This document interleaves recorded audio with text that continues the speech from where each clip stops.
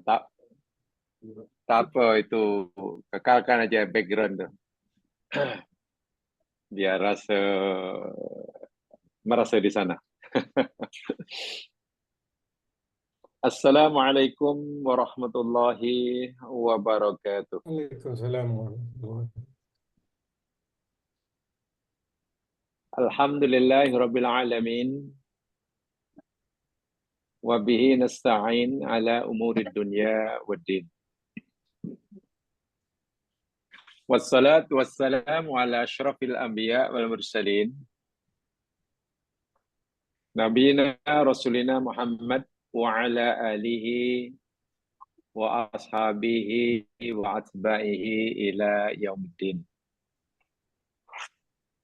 Rabbi shrah li sadri wa yassir li amri wahlul 'uqdatam min lisani Yaqah. yafqahu qawli. Amma ba'd.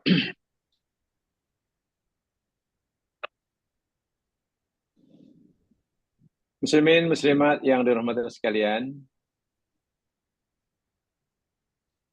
kita panjatkan kesyukuran pada Allah Subhanahu wa taala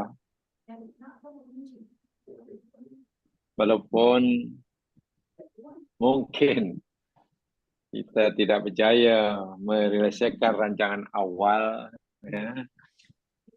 Tapi alhamdulillah surah mingguan kita tetap berjalan. Walaupun tentunya jika kita dapat mengadakannya secara fizikal, sebagaimana yang telah kita pelajari sama, ia akan lebih berbarokah.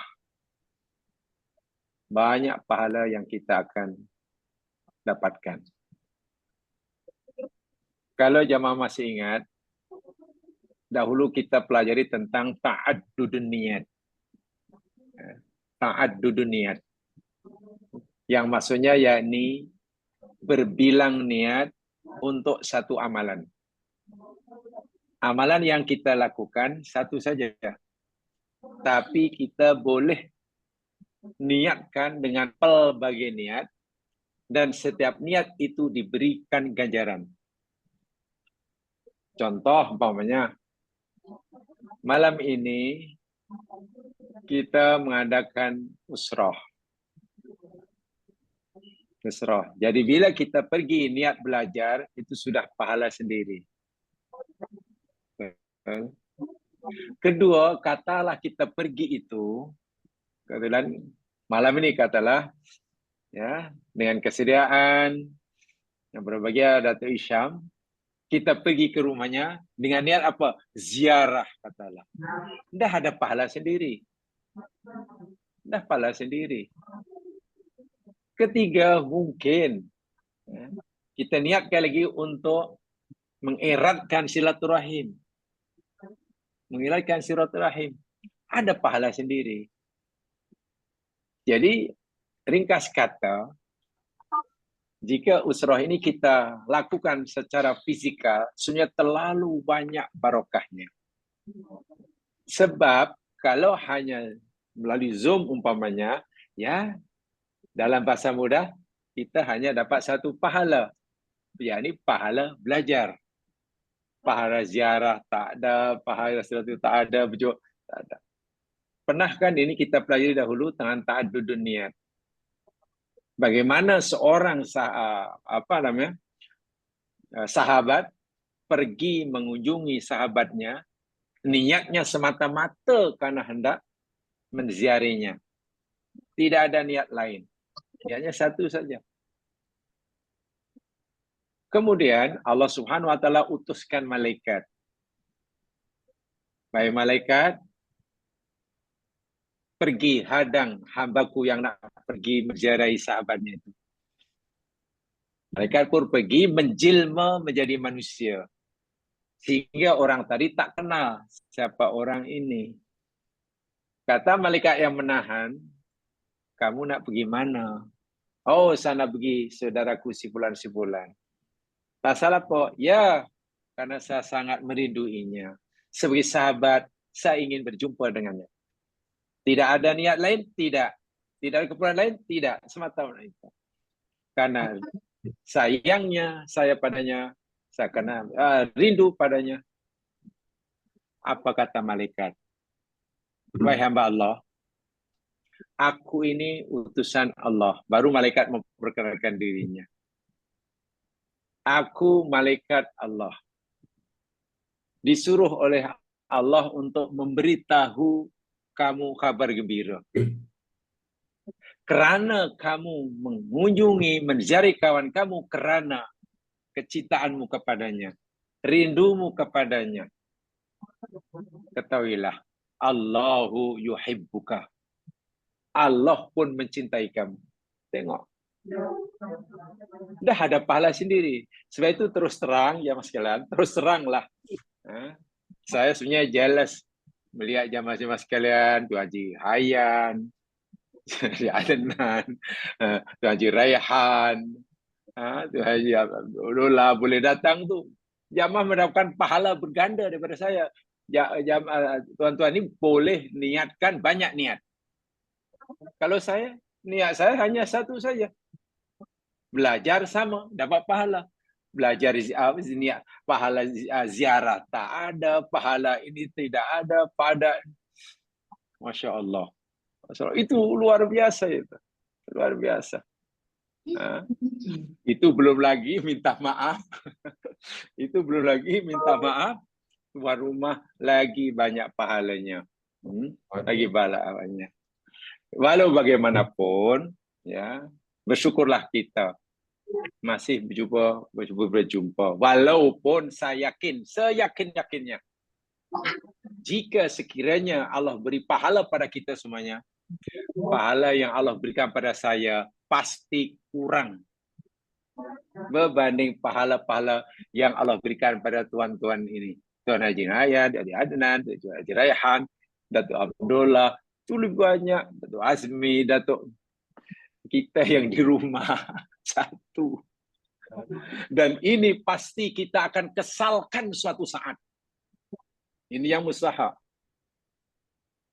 Peluang seperti ini seringkali ramai orang menganggap remeh. Tapi agama telah memberitahu kita. Suatu saat ketika kita diberi peluang oleh Allah untuk menambahkan bekalan, peluang ada, tapi kita tidak manfaatkan peluang itu, kita akan merasakan penyesalan. Menyesal bukan karena tidak mendapatkan kebaikan. Menyesal karena kebaikan yang kita dapat sedikit. Orang lain dapat banyak. Ya, memanglah kesusahan, penatan atau usaha yang dilakukan oleh tuan-tuan khasnya, ya, yang saya nampak itu Haji Nayan lebih daripada kita. Walau bagaimanapun, insya Allah kita akan usaha untuk mengadakan kuliah ini ya secara fizikal walaupun tidak tiap minggu. Tujuan saya sebenarnya itu agar kita mendapatkan pahala berganda-ganda dengan banyaknya niat. Untuk niat ziarah, niat itu dan itu. Kenapa saya akan itu? Minta maaf sekali lagi, minta maaf, saya cakap apa adanya. Mungkin masa peluang yang Allah berikan pada kita untuk menambah bekalan sebelum kita jumpa Allah makin suntuk. Makin suntuk. Karena peluang yang itu makin suntuk, ya maka kita kena pandai-pandailah memanfaatkannya. Allah bagi peluang untuk dapatkan banyak, ya segera kita raih dan kita maknanya tidak boleh kita melepaskan peluang jika ianya akan menambahkan bekalan. Terus terang, saudara sekali, saya hanya duduk di rumah, hanya menyampaikan, jika saya ikhlaskan Allah dan Allah terima, saya dapat satu pahala. Ya, pahala usrah. Tuan-tuan dan puan-puan yang saya nampak, wah, boleh berganda-ganda bergantung kepada berapa banyak niat yang jamaah lakukan. Nabi tidak. Jadi tolong itu di apa namanya? Contoh umpamanya, kenapa datang? Ada satu niat bicara. Oh, saya datang malam ini, kemudian saya kena ya tidak menunaikan jemputan beliau umpamanya. Allahu Akbar. Mengkabulkan jemputan sahabat itu sudah pahala sendiri dan jamaah boleh niatkan itu. Boleh. Tadi sudah niat usrah, sudah niat ziarah, sudah mengabulkan jemputan sahabat muslim. Pahalanya besar. Itulah, itu saya kata tadi. Jadi akhirnya sebenarnya ya ada sedikit jealous lah pada jamaah sekalian, ya, pada sekalian. Terus terang, terus terang. Sebab itu kita berusaha sebenarnya, ya memang kalau boleh, ya paling tidak sebulan sekali kita dengan secara fizikal. Memang kita tahu, mungkin kita sudah selesa dengan cara yang Zoom ini, tapi masanya bukan selesa tidak. Masanya peluang keemasan tidak boleh kita abaikan. Kita abaikan. Karena lagi-lagi berbeza keberkatan, ganjaran yang Allah berikan kepada kita bila kita mengadakan usrah secara ini Zoom atau secara fisikal. Tidak sama sekali tidak sama. Belum lagi jamaah yang berada di tempat itu, di atas jamaah itu, di atas rumah Datuk Isam itu, saya yakin dengan hadis sahih, malaikat sedang mengembangkan sayapnya, menjaga jamaah sekalian, dan malaikat memberitahu pada Allah Subhanahu Wa Taala, dan Allah jawab pada mereka, ini ushidukum, malaikat, aku jadikan kamu saksi, saksikan, qad ghafartu lahum, aku ampunkan dosa-dosa hambaku yang ada di situ. Ya, dia ada di situ. Itu hadis yang kita telah pelajari kan. Itu yang kadang-kadang kita pikir, iya ya. Kalaulah peluang-peluang keemasan ini kita tidak raih untuk menambahkan bekalan, sementara masa yang Allah berikan kepada kita makin suntuk, minta maaf, makin suntuk karena tentulah kita yakin bagi umur kita tentu tidak selama, tidak sepanjang yang kita telah pakai. Katalah kalau yang kita dah pakai 50, 60, takkan yang pakainya masih 60 lagi. Kalau yang kita pakai dah 70, takkan masih 70 lagi. Gitulah. Yang pasti pakai masuk. Itulah. Jadi, bertualah jamaah sekalian yang hari dapat memenuhi jemputan yang bergia Datuk Isam dapat situ. Ya terus terang saya ada kekurangan malam hari ini. Tapi bukan saya sengajakan ya. Satu kurus sekarang saya nak keluar pagar pun tak boleh. Saya tak boleh. Tunggu besok. Baik jamaah sekalian, kita akan sambung pelajaran kita malam hari ini. Dan ingin saya tambahkan satu lagi yang belum sempat sampaikan. Nabi SAW dalam hadis yang kita pelajari menjamin rumah di surga. Ini ada audio yang on ya. Mana ya? Nanti dekat sana. Rumah Datuk Syam. Oh, Ahmad Hayan, bukan yang on.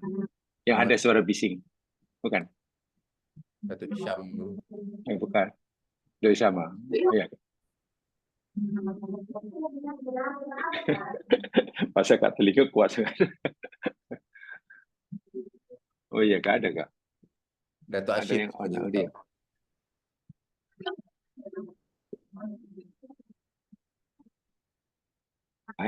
Tak ada pula.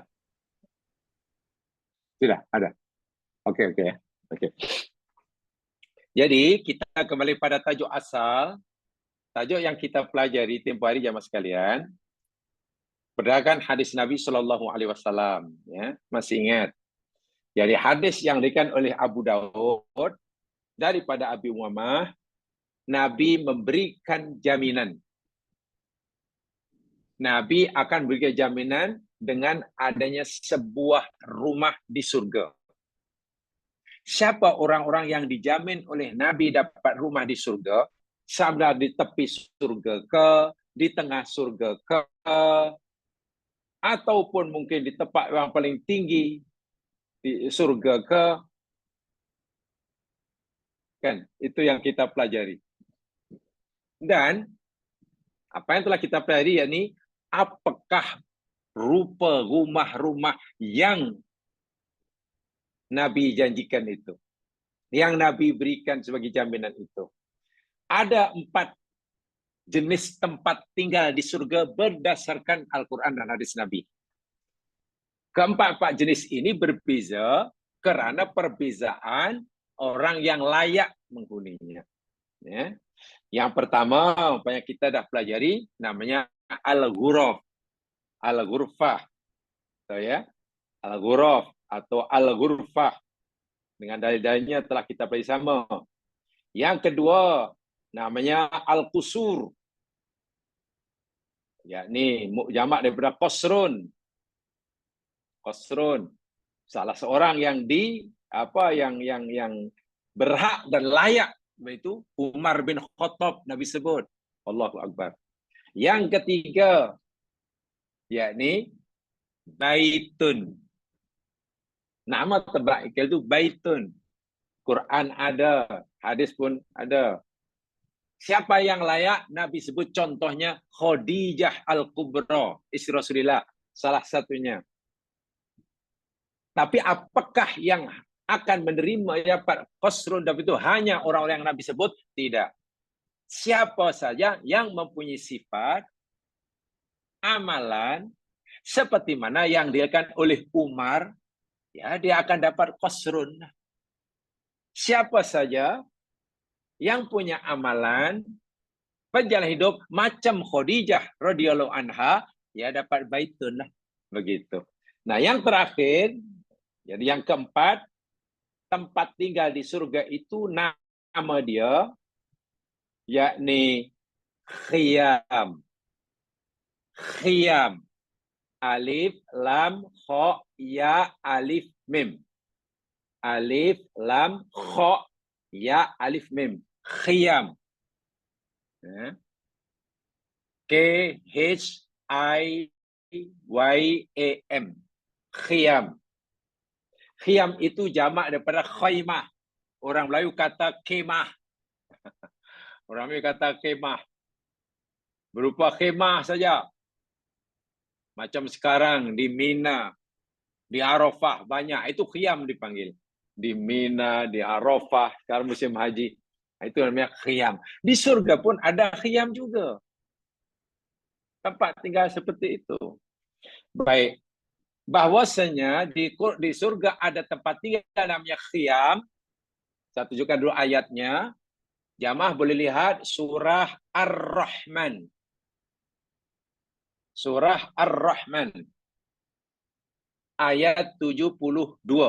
Ini dalil Qur'annya. Dalil Qur'annya. Ar-Rahman 72.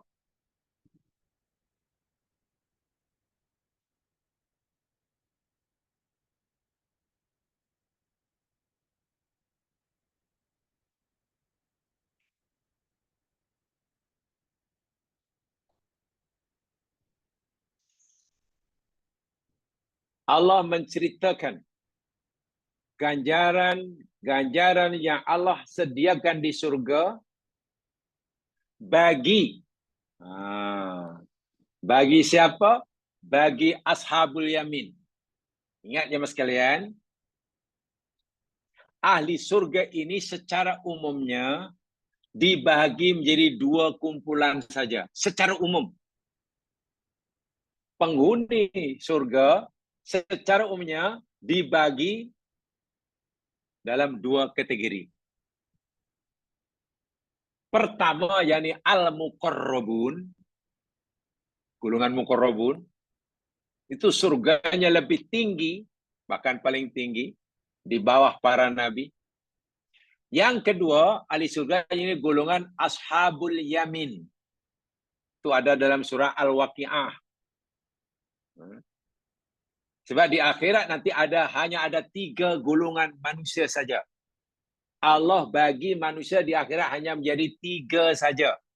2 golongan masuk surga, 1 golongan masuk neraka. 1 al-muqarrabun masuk surga, 2 ashabul yamin masuk surga, 3 ashabus shimal golongan kiri masuk neraka.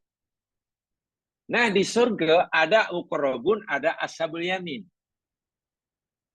Ganjaran-ganjaran nikmat-nikmat yang Allah sediakan di surga bagi mereka yang bergelar atau makamnya hanya ashabul yamin, dapat pasangan-pasangan yang tinggal di khiyam. Khiyam. Sebab tidak sama rumah bagi ashabul yamin dengan rumah bagi al-muqarrabun, tidak sama. Tengok ayat itu. Surah Ar-Rahman ayat 72. Ayat sebelumnya kan berbunyi fihinna khairatun qisad hurum maqsuratun fil khiyam. Hurun, terjemahan bebas mata bidadari. Maksuratun, maksurat itu terjemahan bebas, yakni dikurung. Dikurung dalam pengertian yang positif ya, bukan yang negatif. Dikurung, ditempatkan di mana? Fil khiyam, di dalam khemah-khemah. Pasangan-pasangan yang Allah sediakan bagi ahli surga yang hanya bersama ashabul yamin, pasangannya itu Allah tempatkan di tempat yang namanya khiyam. Namanya khiyam. Itu tempat yang dihuni oleh pasangan-pasangan ahli surga yang bernama ashabul yamin. Ashabul yamin. Dan dipercayai ini yang rendah. Walaupun rendah, ini surga. Ini surga. Paham ya? Itu nama bangunan, nama tempatnya di surga yang keempat dan terakhir. Khiyam.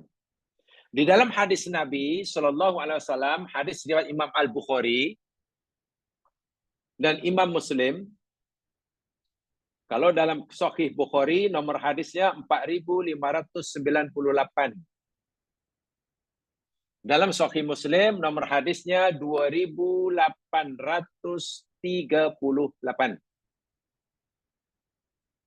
Saya ulangi, dalam Bukhari nomor hadisnya 4598, dalam Sahih Muslim nomor hadisnya 2838 daripada sahabat Nabi Abi Musa Al-Asy'ari radhiyallahu anhu an Nabi sallallahu alaihi wasallam, baginda bersabda, inna lil mu'mini fil jannati la khaymatan. Sesungguhnya bagi seorang mukmin itu di dalam surga akan mendapatkan khaymah. Nah, khaymah itu mufradnya. Bentuk jamak, bentuk pluralnya khiyam. Singularnya khaymah. Orang Melayu kata kemah. Khaymah itu kemah lah. Yang tadi saya katakan, ya macam itu kemah. Orang Kenduri ada kemah, di Mina, di Arafah sekarang kemah. Tapi kemah itu terbuat daripada apa? Nabi kata, min lu'lu'in wahidah. Allahu Akbar. Khemah di surga itu terbuat daripada mutiara yang berlubang. Lu'lu' itu, lulu'ah itu mutiara, bahasa kita mutiara lah, tapi mutiara surga. Mujawwafah, wahidah, mujawwafah, satu-satunya dan berlubang. Tuluha situna mailan. Panjangnya, lebarnya khemah itu 60 mil. 60 batu. Panjangnya. Lil mu'mini fiha ahluna yatufu alaihimul mu'minu fala yara ba'duhum ba'dan. Allahu Akbar. Dan seorang mukmin juga memiliki keluarga di dalamnya yang akan ia kunjungi, padahal sebagian mereka tidak pernah melihat antara satu dengan yang lainnya. Subhanallah. Khemah ini disediakan oleh Allah, terbuat daripada lu'lu'ah, bahasa Melayunya mutiara, yang berlubang, yang luasnya yakni 60 batu, 60 mil, yang di dalam itu si mukmin itu duduk bersama ahli keluarganya yang senasib dengannya, walhal dia tidak pernah berjumpa semasa di dunia. Macam mana berjumpa? Katalah dia sudah meninggal, saudaranya belum lahir, anak cucu belum lahir, dia sudah meninggal. Maknanya ahli keluarga yang dahulu di dunia tidak pernah ditemuinya, jika mereka punya nasib yang sama menjadi ahli surga dan berstatus ashabul yamin, berada dalam khemah itu. Surga itu sudah ganjaran yang besar. Disediakan tempat tinggal yang khas, itu nikmat lagi yang kedua. Diperkenankan oleh Allah untuk berkumpul dengan keluarga, itu nikmat lagi. Jadi nikmat surga ini bermacam-macam. Satu di antaranya, ada ahli surga yang Allah beri nikmat, bentuk nikmatnya itu diizin oleh Allah untuk berkumpul dengan ahli keluarganya di dunia, walaupun di dunia tidak pernah jumpa dengannya, tak pernah jumpa tok nenek moyangnya, tak pernah jumpa cucu cicitnya. Tapi karena mereka ini sama-sama layak ahli surga, berkumpul di satu tempat, namanya khiyam. Dalam bahasa saya lah, nikmat yang ketiga ini namanya ahli surga ini diberikan izin oleh Allah, peluang oleh Allah untuk mengadakan reunion akbar. Itu bahasa saya. Reunion akbar. Karena kalau di dunia buat reunion, ya siapa yang datang? Yang datang yang masih hidup lah. Jamaah katalah buat reunion dengan keluarga, pasti yang kumpul hanya yang masih hidup. Tok nenek moyang yang dah meninggal tak datang. Cucu cicit yang belum lahir tak ada. Kan? Itu di dunia. Yang boleh kumpul hanya hidup. Di surga, bila Allah beri izin untuk melakukan reunion akbar, semua orang yang ada nasab dengannya, tapi syaratnya senasib, sama-sama ahli surga. Mulai beratuk nenek moyang ke atas, anak cucu cicit ke bawah, berkumpul. Bagaimana bahagianya. Sedangkan di dunia ini pun kita rasakan. Walaupun mungkin setahun sekali dua, kumpul adik-beradik, kumpul anak cucu, itu pun bangganya luar biasa. Itu di dunia. Apatah lagi bila Allah izinkan untuk kumpul di akhirat. Di surga. Dahlah tempatnya surga. Ada kawasan yang, bangunan yang ditentukan namanya khiyam. Luasnya luar biasa. Jamaah sekalian, hadis Nabi tadi menyebutkan 60 mil. Tapi ingat ya, ini ukuran akhirat, bukan ukuran dunia. Kalau 60 mil, 60 batu, ukuran dunia, ya sempit lah. Di akhirat satu hari sama 1000 tahun dunia. Nah, itu bandingan dia. Jadi 1 mil akhirat tentu tak sama dengan 1 mil dunia. Inilah yang saya katakan. Tabsyir daripada Allah Subhanahu wa taala. Targhib daripada Nabi Muhammad SAW ini sepatutnya memberikan motivasi pada kita. Boleh motivate diri kita untuk berusaha bersungguh-sungguh mendapatkannya. Karena itulah kehidupan yang paling hakiki. Kehidupan yang paling hakiki, kehidupan yang sebenar-benarnya. Yang sebenar-benarnya. Baik, itu khiyam. Yang kemudian dinyatakan dalam hadis yang lain, inna fil, hadis yang lain, inna fil jannati khaymatan. Dalam surga itu ada khemah. Min lu'lu'atin mujawafah, terbina, terbuat daripada mutiara yang berlubang. Arduha situna milan. Luasnya, lebar panjangnya 60 mil, 60 batu. Fi kulli zawiyatin minha ahlun. Setiap sudut ada ahli keluarganya yang menghuni sama. Ma yarunal akhirin. Maksudnya apa? Keluarga yang dahulu tak pernah lihat pun di dunia. Ya. Bahkan berada di tempat yang Nabi kata luasnya hanya 60 mil itu pun susah nak bertemu. Karena luasnya. Nak bukan betapa luasnya. Bukan tak boleh bertemu. Yatufu alaihimul mu'minun. Orang-orang mu'min tawaf, melilingi, menziarahi mereka ini. Wa jannatani min fiddah, dan 2 surga yang terbuat daripada perak. Aniyatu ma fihi ma jannatun min kadza. Ada mereka. Kemudian ada lagi 2 surga terbuat daripada itu juga. Wa ma bainal qaumi wa baina ayanduru ila rabbihim illa ridaul kibr ala wajhi fi jannati aden. Ringkas kata, walaupun orang ini hanya layak mendapatkan khaymah, khiyam, itu pun kita tidak mampu membayangkannya. Apa lagi? Macam mana nak membayangkan apa yang disebut huruf? Apa yang disebut usur? Apa yang dikatakan buyut?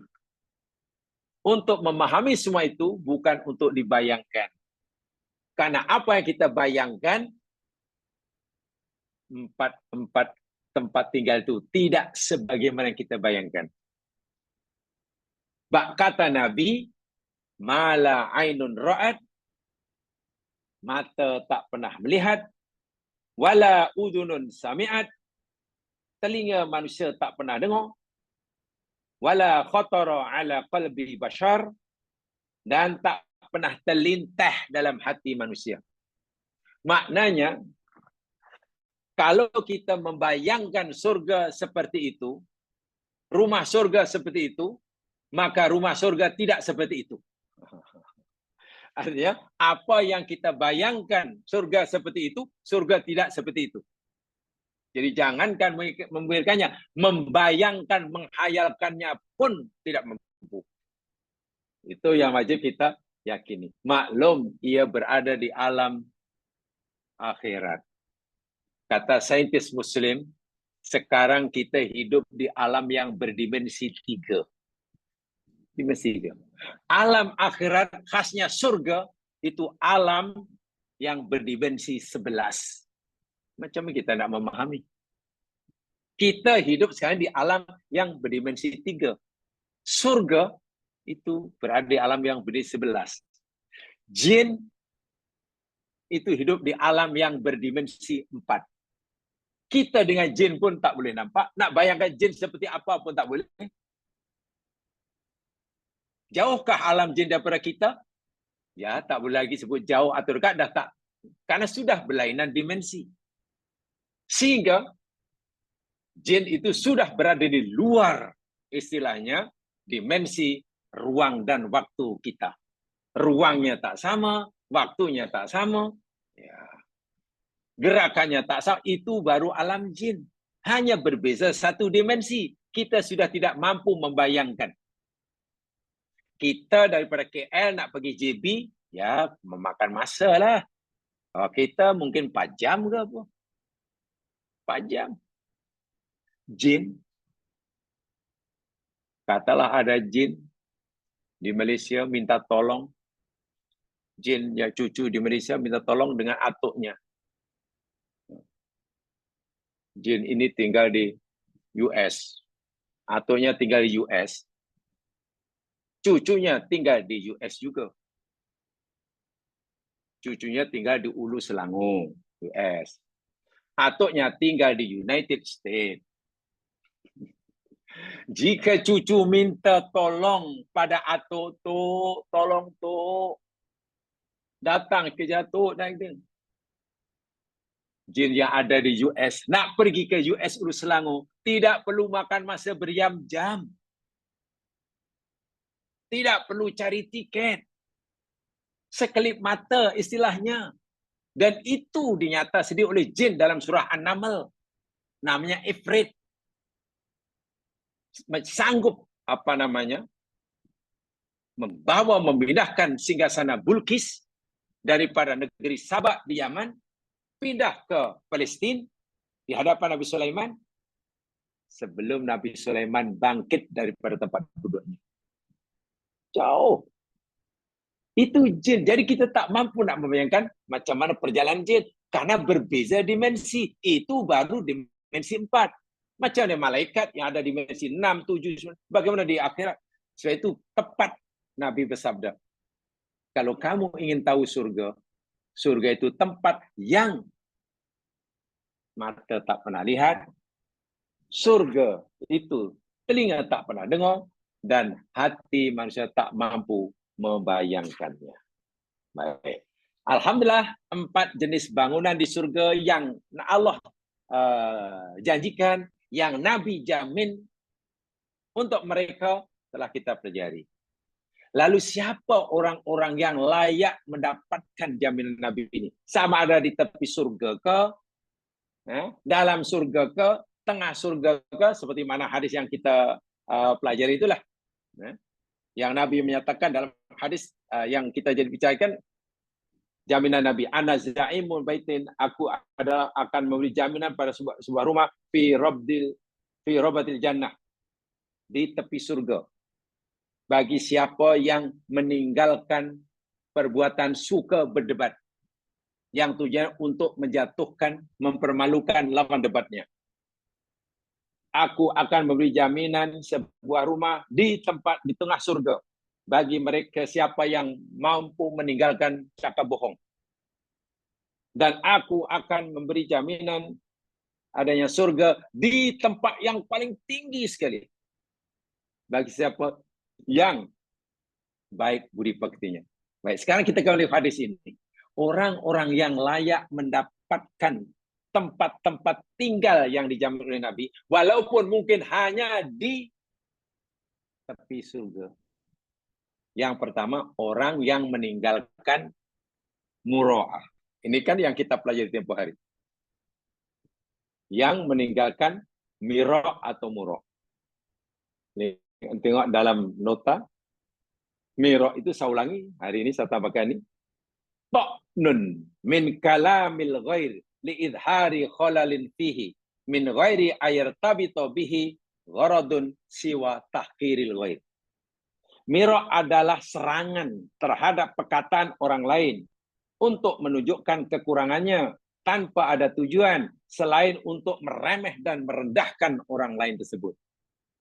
Berdebat tujuannya bukan untuk mencari kebenaran, tujuannya yakni untuk mencari kemenangan dengan cara meremehkan lawan debatnya, dengan cara merendahkan lawan debatnya, menghina, dan ini dosa besar. Ini dosa besar. Kita boleh berbincang dalam masalah apapun. Kita boleh duduk bersemuka dengan orang, ya berbincang musyawarah boleh. Tapi pastikan, elakkan perbuatan mira' atau mura'. Kalau kita berbeza pendapat dengan orang lain berkata A, kita kata B, sila. Tegakkan, tunjukkan hujahnya. Tapi jangan sekali-kali ada niat hendak menjatuhkan nama lawan debat kita. Dengan meremehkannya, dengan mengeluarkan kata-kata kasar, dengan berikan gelaran. Wa'iyadzubillah. Ini dosa yang ditegah oleh Nabi kita. Sia-sia kita kata sebagai umat Nabi Muhammad, pecinta sunnahnya, mengikuti ajarannya, tapi terang-terangan larangannya kita langgar. Jadi jika ada perdebatan, perbalahan, saling serang-menyerang, yang menjatuhkan, berikan gelar baik, ini sebenarnya tontonan yang sangat memalukan. Bukan segala salah dari sebagai etika perdebatan, tapi dosa dari segi agama. Wa'yadzubillah, tu'udzubillah. Baik, lihat dalam nota saya bacakan. Qala al-Jurjani, merah itu ada dakwah merah. Al-mira'u huwa ta'nun fi kalamil ghair li idhari khalalin fihi min ghairi ayrabin tabi ghardun siwa takhir ghair. Tadi saya katakan. Mira' itu adalah serangan terhadap perkataan orang lain untuk menunjukkan kekurangannya tanpa ada tujuan selain untuk meremehkan atau memberikan orang tersebut. Ini jelas. Orang yang meninggalkan ini, Nabi kata, aku akan memberikan jaminan pada orang ini tempat tinggal di tepi surga. Allahu Akbar. Di tepi surga. Hakikatul mira' ta'nuka fi kalami ghairika li idhari khalin fihi li ghairi gharadin siwa takkiri qailihi wa idhari maziyatika alaih. Hakikat mira' itu ialah Anda mengkritik perkataan orang lain untuk menunjukkan kekurangannya tanpa tujuan selain merendahkan orang tersebut yang mengatakannya dan menunjukkan kelebihan diri Anda sendiri. Kan ini yang sering berlaku. Debat tujuannya hanya untuk merendahkan lawan debatnya, kekurangannya dengan berbagai macam, dan pada yang sama ingin menunjukkan yang dia lebih baik daripada dia. Ini salah dan ini dosa. Ya, kita harap-harap jam sekian orang-orang besar di negeri kita ini yang kita pilih di DUN ke, di parlimen ke, kita harap mereka membaca hadis ini dan memahaminya. Jangan sampai perdebatan macam perdebatan yang betul macam Allah. Ini jelas-jelas melanggar hadis Nabi. Kita dahulu mengutuk dan menolak dengan tegas golongan yang ingkarus sunnah. Ya. Ingkarus sunnah. Ya. Kita tolak. Uang yang mengingkari sunnah Nabi, kita lawan. Tolak. Tapi Islam menolak hadis ini tidak harus sekadar dipahami orang itu tak percaya hadis. Saya pikir termasuk orang yang tolak hadis ialah orang yang melanggar apa yang dikatakan oleh hadis Nabi. Itu termasuk menolak. Nabi kata jangan murok. Tapi amalan sehari-hari murok dikembangkan. Peluang cakap aja mesti menyerang lawannya dengan gelaran yang bukan-bukan. Untuk memberikan message kepada pendengar bahwa dia lebih baik daripada orang yang di. Wa'iyadzubillah, tumana'udzubillah. Ini bahasa hadis namanya mira' atau mura' yang hukumnya haram. Sehingga siapa yang mampu meninggalkannya, Nabi bersedia menjadi penjamin. Nabi bersedia menjadi garantor. Untuk apa? Mendapatkan tempat tinggal di surga, walaupun hanya di tepi surga. Subhanallah. Baik. Saya baca berikutnya. Arabnya dia. Fal mumari yaltamisul khata' lil ghairi. Orang-orang yang mura' atau mira', yakni orang-orang yang sentiasa berusaha mencari kesalahan lawan debatnya. Itu aja tujuannya. Sentiasa mencari kesalahan lawannya.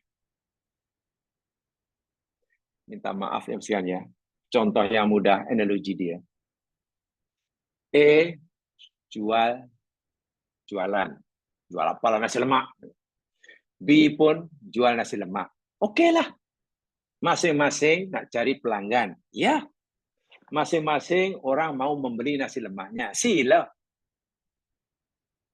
Cara yang diberikan oleh agama untuk menarik pelanggan, tunjukkanlah, buktikanlah yang nasi lemak yang Anda jual itu sedap, murah. Sedap dan murah. Itu boleh. Yang tak boleh itu, untuk melariskan jualannya, bukan menunjukkan kelebihan. Bukti kelebihan jualannya, tapi dengan cara memburuk-burukkan jualan kawannya. Jangan beli begitu. Nasi lemak dia itu nasi lemak yang udah basi. Sambalnya sudah 2 minggu. Dipanahkan aja. Rasa bukan nasi lemak. Nah. Itu salah.